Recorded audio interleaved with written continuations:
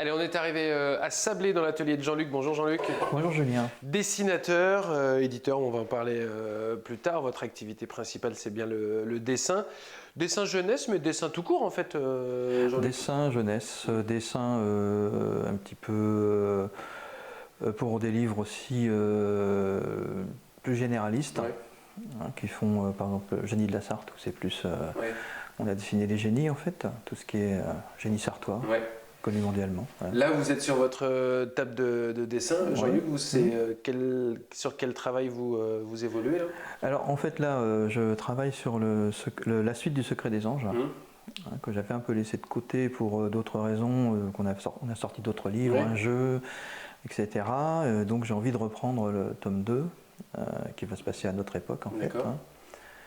Dont le premier tome se passait effectivement au Moyen-Âge. Ouais. Là maintenant on va passer à notre époque pour une autre aventure. Les deux mêmes personnages? Oui, les deux mêmes personnages, Valentin et Aldric, qui vont toujours évoluer un petit peu au Mans. D'accord. Et c'est important pour vous de mettre le Mans dans les BD? On s'est concerté avec Luc Chanteloup qui réalise le scénario. Et lui, ouais, c'est important, moi aussi, je pense, parce que moi je suis né au Mans d'abord, nulle part, et puis j'aurais pu mettre aussi un petit détour par Sablé, par exemple, comme j'habite Sablé, ou alors par d'autres villages, on verra si... voilà. Et donc là, vous êtes sur les essais En fait, ça, ce que vous voyez ici, ce sont des personnages, des recherches de personnages qui vont entrer dans le tome 2. On retrouve notre ami l'homme en rouge Malak ici, voilà, comme à mon habitude, comme j'ai fait dans le tome 1 où j'ai dessiné des dessinateurs que je connais, je vais peut-être le faire aussi, notamment par exemple là on voit le scénariste Luc Chanteloup. D'accord. Et ça c'est quelqu'un avec qui j'ai travaillé aux éditions d'Aranette, et Roger Lecoq. Voilà. Ok. Donc je m'amuse, j'aime bien, voilà. Et donc ça c'est les croquis des personnages. Les croquis préparatoires. C'est important de passer par cette étape. Elle vous sert à quoi en fait cette étape? Parce qu'en fait dans le premier tome j'avais réalisé pas mal de croquis préparatoires pour les personnages. Et là comme on va passer à notre époque, le côté vestimentaire est important, on va changer. La coiffe, les coupes de cheveux, enfin tout doit être plus comme à notre époque. Ouais. Et puis ça permet aussi de donner du caractère au personnage. La façon dont ils s'habillent, dont ils marchent, dont ils sont coiffés. On voit par exemple ici, voilà, Aldric et Valentin. Donc le titre n'est pas bon, hein, c'est juste une maquette.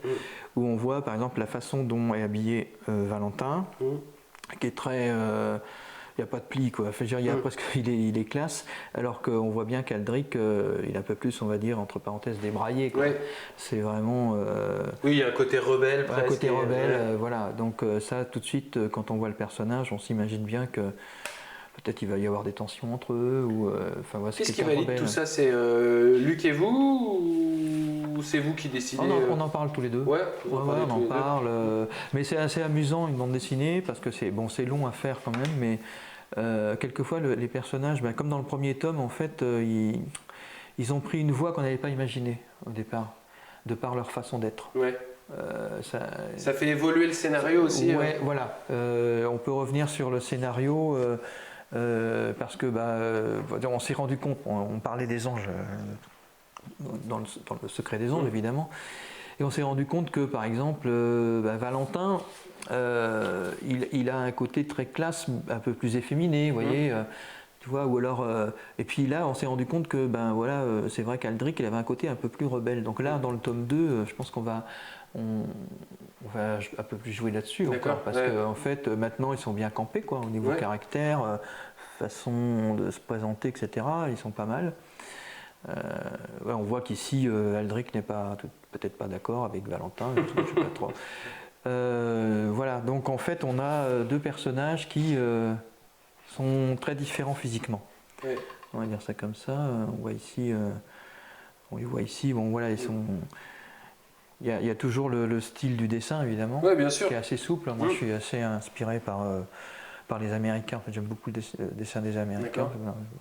C'est pour ça que tu vois tous les Tarzans, beaucoup de Tarzans ici qui ont été dessinés par plusieurs dessinateurs ou alors. C'est quoi le trait particulier? Il y a un côté. Un côté souple, par exemple. Il y a un côté souple dans le dessin. Là.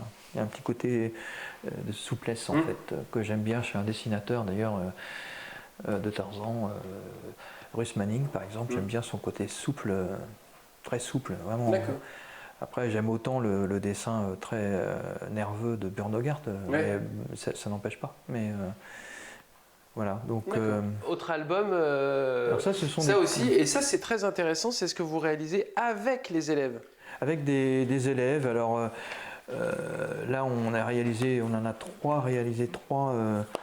Le troisième est peut-être resté quelque part. Enfin bref, là par exemple, suite à un voyage à Giverny, au château, enfin au jardin de Monet, où les petits dessinateurs, on va dire, ont été encadrés par moi pour la réalisation d'une histoire de tout ce qui est dessin. Concernant, donc ils ont réalisé, voilà, ils ont raconté ce qu'ils ont vécu, ce qu'ils ont vu. Au château. Alors ici, c'est tout. Il y a 20 enfants ou 15 ou 20 enfants qui ont participé et tous leurs dessins sont rassemblés pour pouvoir faire une scène. Ouais, puis ils doivent être heureux d'avoir leur livre après édité. Bien sûr, c'est ça. Donc en fait, voilà, toutes les petites coccinelles qu'ils ont dessinées.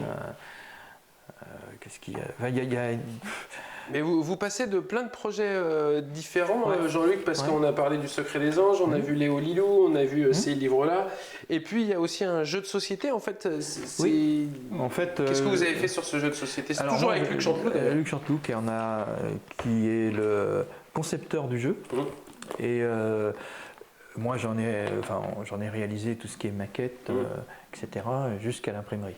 D'accord. C'est-à-dire la fabrication du plateau, la conception de A à Z sur ce jeu, avec tout ce qui est graphisme, etc. D'accord. C'est quoi le jeu? C'est un jeu de stratégie? C'est un jeu de stratégie, Il faut faire un chemin de sa couleur en partant d'une case orange du centre pour aller vers une case orange des coins, des côtés.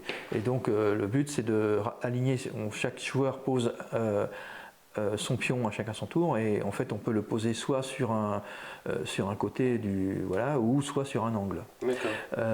Au fur et à mesure, les autres vous bloquent, les autres joueurs veulent vous bloquer, mais la règle, il n'y a qu'une seule règle, et cette règle effectivement elle chamboule tout, puisque quand on a 5 pions quand un pion est entouré par 5 pions dans son voisinage, c'est-à-dire sur un angle ou sur un côté, on peut sauter le pion, on peut le supprimer, ce qui fait qu'à bout d'un moment, parce qu'il y a trois grandeurs de plateau. Il y en a un qui est très grand, et un moyen et un petit. Et au bout d'un moment, quand ça se couvre de pions, effectivement, les pions ça saute, quoi. Et ça casse des chemins. Et des gens qui pensaient pouvoir gagner vont peut-être pas gagner. Et d'autres qui ne pensaient peut-être pas gagner vont gagner. D'ailleurs, c'est pas une question c'est une question de pions, parce qu'on peut s'entourer de sa couleur pour se supprimer un pion soi-même. Voilà. Si on voit que ça peut dégager quelque chose qu'on peut conclure en se supprimant un pion qui est mal placé, on peut le faire. C'est tout l'intérêt pour vous, Jean-Luc, d'avoir créé votre maison d'édition. Tout ça vous permet de mettre à bien ces projets. Elle sert à quoi, l'UGIS, en fait? C'est ça, c'est mettre des projets. On s'amuse un peu, parce qu'en fait, quand on le fait, on est acteur un petit peu de plusieurs personnages. Quand on fait de la BD, ou quand on réalise un jeu comme celui-là, qui est complètement différent, mais ça, le jeu que vous voyez là, c'est lié, parce que c'est le jeu qui est dans le Secret des Anges. La couverture du Secret des Anges, on voit 2 personnages qui jouent, ils jouent sur la bac, en fait. Sauf que là, la bac, il est énorme.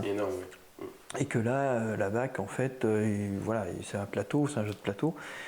Mais on pourrait faire un abac grand comme la table. D'ailleurs, on en a réalisé, Luc en a réalisé.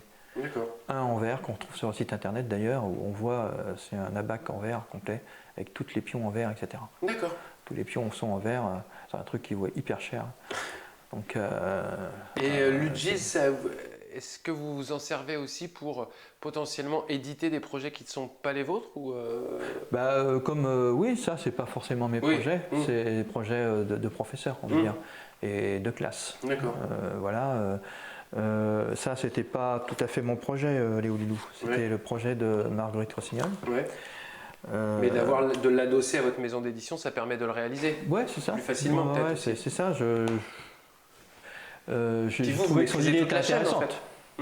Oui. Ouais, de faire découvrir des métiers ou des techniques liées au travail de la main, je trouve ça intéressant.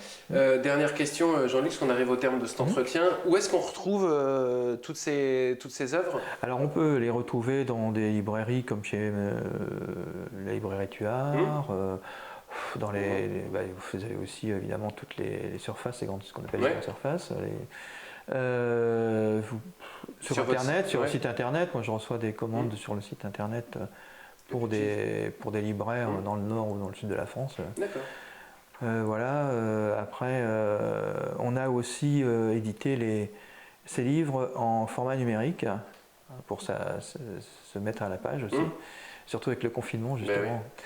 Donc du coup, on a tous nos livres en format numérique qu'on peut acheter également en format numérique. D'accord, ça marche. Merci beaucoup Jean-Luc de nous avoir reçus chez vous. C'est moi qui vous remercie.